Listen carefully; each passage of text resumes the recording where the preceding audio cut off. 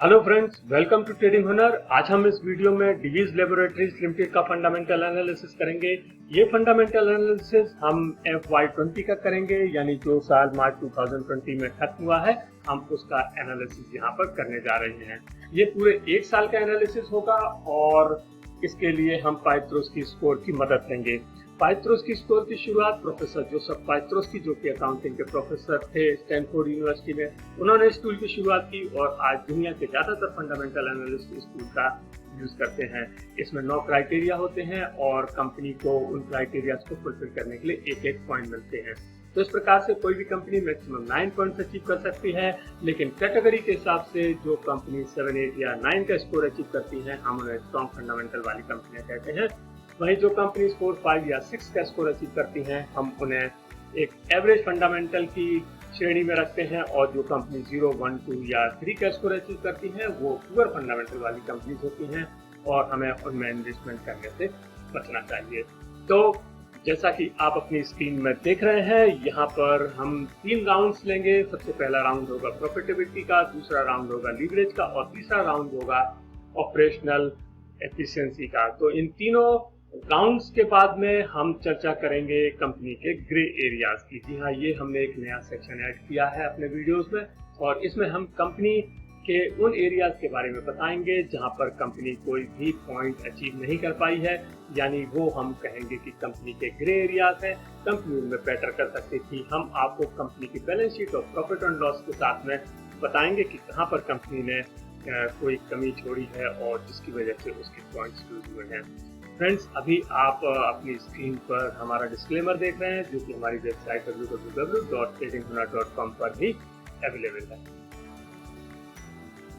तो आइए शुरुआत करते हैं इस वीडियो की और शुरू करते हैं डिवीज लेबोरेटरीज लिमिटेड का FY20 का फंडामेंटल एनालिसिस। सबसे पहले लेते हैं हम राउंड 1। राउंड 1 है प्रॉफिटेबिलिटी का राउंड और इसमें है 4 क्राइटेरिया, जैसा आप अपनी स्क्रीन में देख रहे हैं। आइए शुरू करते हैं राउंड 1। हमारा पहला राउंड है जिसमें ये 4 क्राइटेरियाज हैं। उनमें सबसे पहला क्राइटेरिया है पॉजिटिव नेट इनकम का। हमें ये चेक करना है कि करंट ईयर में कंपनी की जो नेट इनकम है वो पॉजिटिव रही है या नहीं। यदि कंपनी की इनकम पॉजिटिव होगी तो कंपनी को 1 पॉइंट मिलेगा।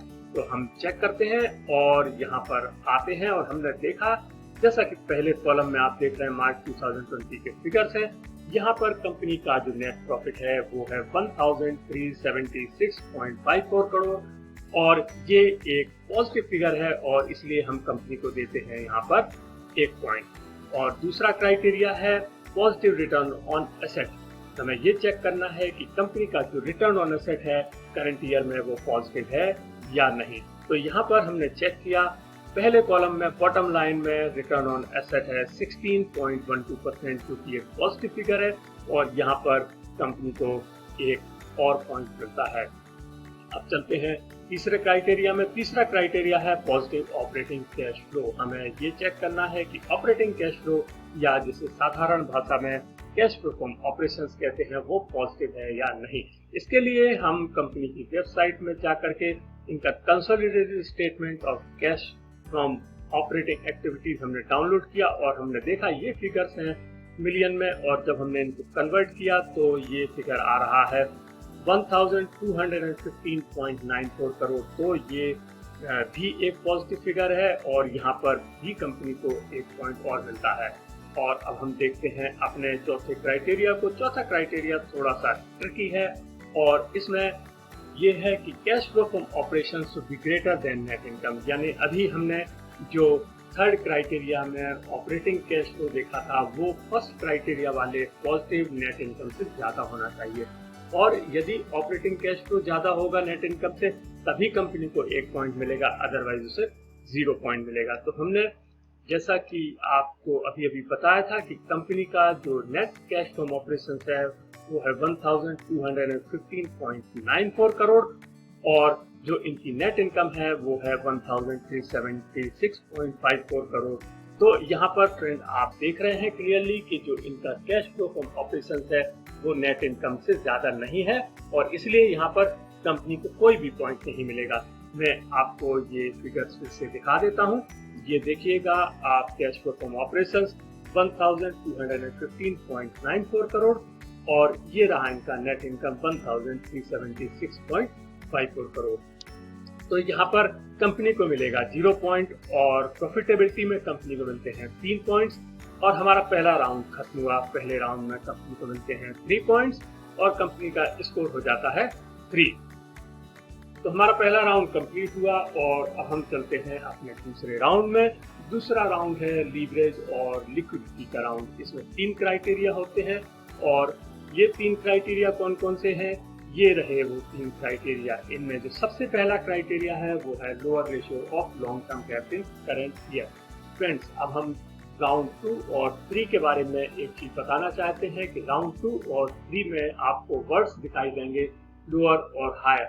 इनका मतलब है कि हमें जो करंट ईयर के फिगर्स हैं उनको प्रीवियस ईयर के फिगर्स के साथ में कंपेयर करना होगा। तो यहाँ पर जैसा कि है पहले क्राइटेरिया में वो है कि लॉन्ग टर्म डेब्ट in current year should be lower.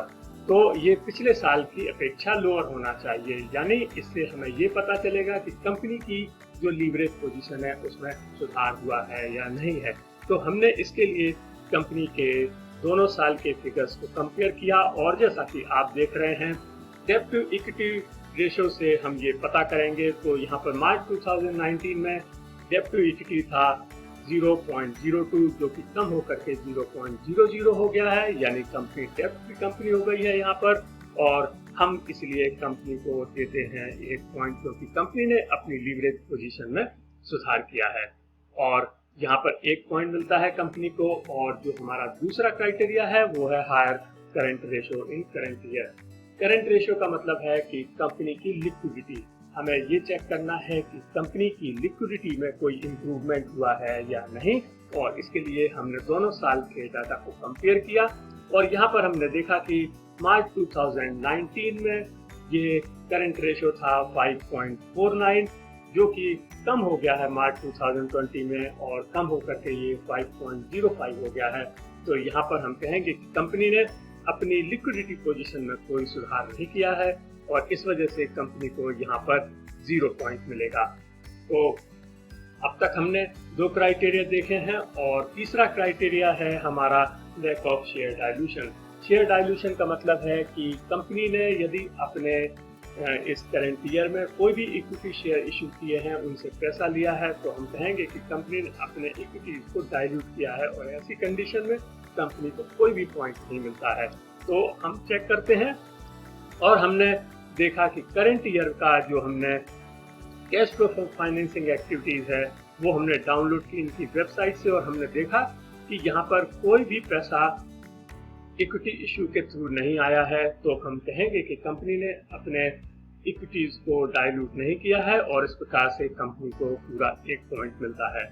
तो लीवरेज और लिक्विडिटी के राउंड में कंपनी को मिलेंगे 2 पॉइंट्स और हमारा दूसरा राउंड कंप्लीट हुआ जिसमें कंपनी को मिलते हैं 2 पॉइंट्स और हमारा जो स्कोर है कंपनी का वो हो जाता है 5। तो अब तक कंपनी ने 7 में से 5 पॉइंट्स अचीव किए हैं, 2 पॉइंट्स उसने लूज किए हैं और अब कंपनी के पास में 1 राउंड बचता है जिसमें की है 2 पॉइंट्स। तो देखते हैं वो कौन कौन से 2 क्राइटेरिया हैं। यहाँ पर पहला क्राइटेरिया है हायर ग्रॉस मार्जिन। हमें ये चेक करना है कि कंपनी का जो ग्रॉस मार्जिन है या जिसे ग्रॉस प्रॉफिट रेशियो कहते हैं वो प्रीवियस ईयर की अपेक्षा बड़ा है या नहीं है, क्योंकि इससे हमें ये पता चलेगा कि कंपनी की ऑपरेशनल एफिशिएंसी में एक सुधार आया है। तो आइए चेक करते हैं दोनों साल के फिगर्स को। हमने यहाँ पर चेक किया कि कंपनी का जो ग्रॉस प्रॉफिट मार्जिन था मार्च 2019 में वो था 40.98% जो कि कम हो गया है मार्च 2020 में और ये हो गया है 37.29%। तो ये एक ऑपरेशनल एफिशिएंसी में कोई सुधार नहीं हुआ है और इसकी वजह से हम कंपनी को देते हैं 0 पॉइंट। यहाँ पर कंपनी को मिलता है 0 पॉइंट और अब हम आते हैं अपने अंतिम और 9वें क्राइटेरिया में, वो है हायर एसेट टर्नओवर रेशियो। हमें ये चेक करना है कि कंपनी का जो एसेट टर्नओवर रेशियो है वो पिछले साल की अपेक्षा बड़ा है या नहीं, क्योंकि इससे हमें ये पता चलेगा कि कंपनी ने अपने एसेट्स का यूज किस हद तक अपनी रेवेन्यू को जनरेट करने के लिए किया है। तो आइए चेक करते हैं और यहाँ पर जैसा कि आप देख रहे हैं एसेट टर्नओवर रेशियो मार्च 2019 में 61.53% था, जो कि मार्च 2020 में 63.19% हो गया है, बढ़ गया है। तो यहाँ पर कंपनी को हम देंगे पूरा 1 पॉइंट, क्योंकि इससे कंपनी की ऑपरेशनल एफिशिएंसी में बढ़ावा हुआ है। तो यहाँ पर हम देते हैं कंपनी को 1 पॉइंट और ऑपरेशनल एफिशिएंसी में कंपनी को मिलता है 1 पॉइंट। हमारा तीसरा राउंड खत्म हुआ। तीसरे राउंड में कंपनी को मिलता है 1 पॉइंट और कंपनी का ओवरऑल स्कोर हो जाता है 6। तो फ्रेंड्स, जैसा कि आपने देखा था, हमने आपको पहले बताया था कि यदि कोई कंपनी 4, 5 या 6 का स्कोर अचीव करती है तो वो एक एवरेज फंडामेंटल वाली कंपनी कहलाती है। तो यहाँ पर हम देख रहे हैं कि डिवीज लैबोरेटरीज लिमिटेड का FY20 का फंडामेंटल एनालिसिस के हिसाब से ये एक एवरेज फंडामेंटल वाली कंपनी निकल के आ रही है और इस कंपनी ने 3 पॉइंट्स लूज किए हैं। हम चलते हैं इसके ग्रे एरियाज में और देखते हैं कि कहाँ पर ये पॉइंट्स लूज हुए हैं। तो ये रहा कंपनी का ग्रे एरिया और कंपनी ने कहाँ पॉइंट लूज किया है। 1 पॉइंट इसने प्रॉफिटेबिलिटी में लूज किया है, लीवरेज में 1 पॉइंट लूज किया है और ऑपरेशनल एफिशिएंसी में भी 1 पॉइंट लूज किया है। तो हम बारी बारी से ये तीनों कैटेगरीज को डिस्कस करेंगे। जहां तक प्रॉफिटेबिलिटी की बात है, यहाँ पर कंपनी ने पॉइंट लूज किया है केवल इस वजह से कि इनका जो कैश फ्लो फ्रॉम ऑपरेशंस है वो नेट इनकम से ज्यादा नहीं था और इसकी वजह इनकी कुछ फाइनेंशियल लायबिलिटीज इंक्रीज हो गई थी। तो इसकी वजह से ये इसको फुलफिल नहीं कर पाए हैं।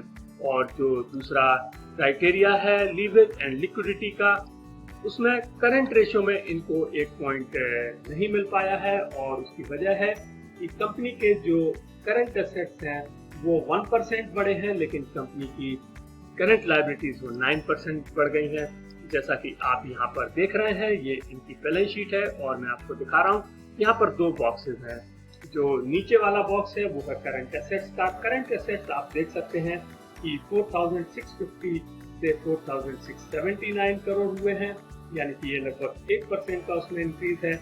लेकिन वहीं आप देखेंगे कि करंट लायबिलिटीज काफी ज्यादा बढ़ गई हैं और 926 करोड़ हो गई हैं 846 करोड़ से, और ये लगभग 9% का इंक्रीज है और इस वजह से इनका करंट रेशियो जो है वो खराब हो गया है। तो ये थे हमारे 2 पॉइंट्स और तीसरा पॉइंट है हमारा, वो है ऑपरेशनल एफिशिएंसी में। ऑपरेशनल एफिशिएंसी में है ग्रॉस मार्जिन का। इसमें इनका ग्रॉस मार्जिन इम्प्रूव नहीं हो पाया है और उसकी वजह है कि इनका जो EBIT मार्जिन है वो 38% से 33% गिर गया है। जैसा कि आप अपनी स्क्रीन पर देख रहे हैं, मार्च 2019 में इनकी सेल थी 4946 और इन्होंने 1858 करोड़ का EBIT जनरेट किया था।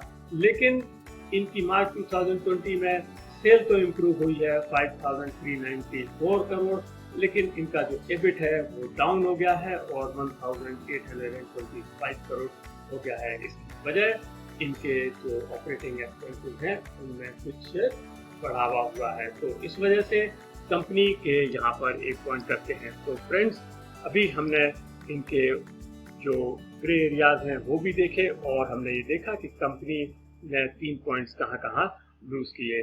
तो फ्रेंड्स, ये वीडियो आपको कैसा लगा? यदि आपको वीडियो अच्छा लगा हो तो प्लीज़ लाइक कीजिएगा और शेयर कीजिए, और यदि आपने अब तक हमारे चैनल को सब्सक्राइब नहीं किया है तो प्लीज़ हमारे चैनल को सब्सक्राइब कीजिएगा और बेल आइकन को प्रेस कीजिए। Thank you.